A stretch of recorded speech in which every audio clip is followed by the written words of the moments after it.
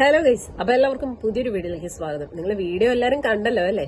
ഇന്ന് നമ്മുടെ കൊല്ലം സുധി എന്ന് പറയുന്ന കലാകാരൻ മരിച്ചിട്ട് 2 വർഷം തികയായിരുന്നു. ഇന്നായിരുന്നു അദ്ദേഹത്തിന്റെ ആണ്ട്. അപ്പൊ എന്തായാലും അദ്ദേഹത്തിന്റെ ഭാര്യയായിട്ടുള്ള രേണു സുധി നമുക്ക് എല്ലാവർക്കും അറിയാവുന്നതാണ്. ഇപ്പൊ സോഷ്യൽ മീഡിയയിൽ നിറഞ്ഞു നിൽക്കുന്ന ഒരു താരം തന്നെയാണ്. പുള്ളിക്കാരി ഇന്ന് ഭയങ്കരമായിട്ട് സങ്കടത്തിലൊക്കെ ആയിരുന്നു. കാരണം സങ്കടം ഉണ്ടാവും അല്ലെ? കാരണം എന്താണെന്നൊക്കെ പറഞ്ഞാലും ഭർത്താവ് ഇല്ലാതെ ജീവിക്കുന്നത് വലിയൊരു ഒരു ഒറ്റപ്പെടൽ തന്നെയാണ്. പക്ഷെ രേണു സുധിയെ സംബന്ധിച്ചിടത്തോളം അത്ര ഒറ്റപ്പെടൽ അവർക്ക് ഉണ്ടോ എന്ന് ചോദിച്ചു കഴിഞ്ഞാൽ അവരുടെ ചില ഈ സോഷ്യൽ മീഡിയയിലെ ചില പ്രഹസനങ്ങളും പ്രകടനങ്ങളൊക്കെ കാണുമ്പോൾ അവർക്ക് ആ ഒരു സങ്കടമോ ഒന്നും ഉള്ളതായിട്ട് തോന്നിയില്ല. പക്ഷെ ഇന്ന് അവർ ഭയങ്കര ഇമോഷണൽ ആയിരുന്നു.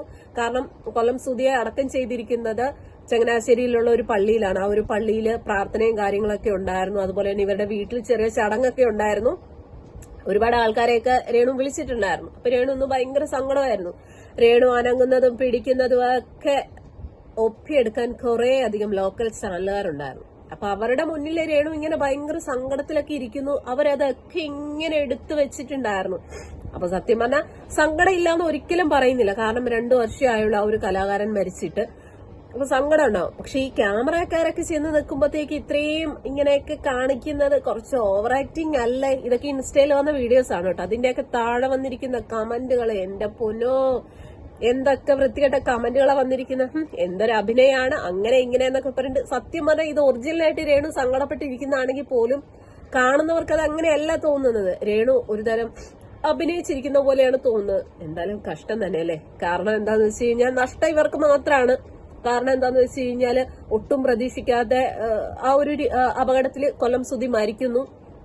അതിനുശേഷം രേണു ഭയങ്കര സങ്കടവും കാര്യങ്ങളൊക്കെ ആയിരുന്നു. പിന്നീട് രേണു ഇപ്പൊ സോഷ്യൽ മീഡിയയിലേക്ക് അഭിനയ രംഗത്തേക്ക് ഇറങ്ങി. ഓക്കെ, അത് നമ്മൾ സമ്മതിക്കുന്നു. അവര് ജീവിക്കട്ടെ, അവർക്കറിയാവുന്ന തൊഴിൽ ചെയ്ത് അവര് ജീവിക്കട്ടെ.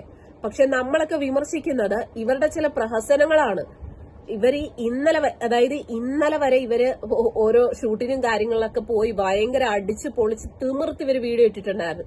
ഇന്നവര് ഭയങ്കര സങ്കടത്തിൽ അങ്ങ് വന്നിരുന്ന് അങ്ങോട്ട്, ഞാൻ പറഞ്ഞല്ലോ, ശരിക്കും ഇവര് സങ്കടത്തിലാണെങ്കിൽ പോലും കാണുന്നവർക്ക് അത് അങ്ങനെ തോന്നുന്നില്ല.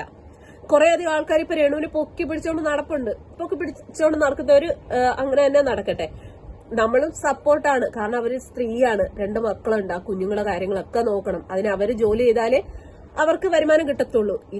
ഇതെല്ലാം നമ്മൾ അംഗീകരിക്കുന്ന കാര്യമാണ്. നമ്മൾ വിമർശിക്കുന്നത് ഇവരുടെ ചില പ്രഹസനങ്ങളാണ്. അതായത് അഭിനയം അല്ലാതെ ഇവര് സോഷ്യൽ മീഡിയയിൽ കാട്ടിക്കൂട്ടുന്ന ചില കാര്യങ്ങളുണ്ട്. അതിനെയാണ് വിമർശിക്കുന്നത്.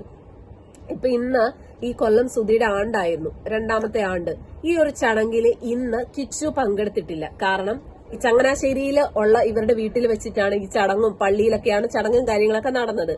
ഇവിടെ രേണു സുധിയും ഇളയ മോനും ഉണ്ടായിരുന്നുള്ളൂ. പിന്നെ രേണുവിന്റെ വീട്ടുകാരെ ഉണ്ടായിരുന്നുള്ളൂ. കൊല്ലം സുധിയുടെ അമ്മയോ അല്ലെ ജ്യേഷ്ഠനോ മൂത്ത മകനോ ഒന്നും തന്നെ ഇവരുടെ ഈ ഒരു വീട്ടിലേക്കോ അല്ലെങ്കിൽ ഈ പള്ളിയിലെ ചടങ്ങിലോ ഒന്നും ഇവരാരും എത്തിയില്ല. കിച്ചു പോലും എത്തിയില്ല. കാരണം കൊല്ലം സുധിയുടെ സ്വന്തം വീട്ടില് അവര് ഹിന്ദു ആചാരപ്രകാരമുള്ള കാര്യങ്ങള്, ബലി, അങ്ങനെയുള്ള കാര്യങ്ങളാണ് കൊല്ലം സുധിക്ക് വേണ്ടിയിട്ട് അവര് ചെയ്തത്. അപ്പൊ കിച്ചുവും അതുപോലെ തന്നെ അച്ഛന് വേണ്ടിയിട്ട് ബലിയിടുകയാണ് ചെയ്തത്. ഇങ്ങോട്ട് അതായത് രേണുവിന്റെ ആ ഒരു വീട്ടിലേക്കോ അല്ലെ പള്ളിയിലെ ചടങ്ങിനോ ഒന്നും കിച്ചു എത്തിയില്ല. അപ്പൊ തന്നെ നമുക്ക് ചിന്തിക്കാവുന്നതേ ഉള്ളൂ. ഇവര് നല്ല സ്നേഹബന്ധത്തിലോ അല്ലെ പ്രശ്നങ്ങളോ ഒന്നും ഇല്ലാന്നുണ്ടെങ്കിൽ തീർച്ചയായിട്ടും കിച്ചു ഇന്ന് എത്തിയേനെ. അപ്പൊ അവരവിടെ ഹിന്ദു ആചാരപ്രകാരമായിട്ടുള്ള, നമുക്കറിയാം ഹിന്ദുക്കൾ എന്ന് പറയുമ്പോൾ ആണ്ടിന് ബലിയിടലും കാര്യങ്ങളൊക്കെ ഉണ്ടാവും. അങ്ങനെയാണ് അവരവിടെ ചെയ്തത്. അപ്പൊ അതൊക്കെ ഒരു ചോദ്യചിഹ്നം തന്നെയാണ്. കാരണം ഒരുപക്ഷെ എന്ന് വെച്ചാൽ ഇവര് ഫാമിലി പരമായിട്ട് എന്തൊക്കെ ഇഷ്യൂസ് ഉണ്ടായിരുന്നു. കാരണം ഈ പറയുന്ന കൊല്ലം സുധി ഹിന്ദു ആയിരുന്നു.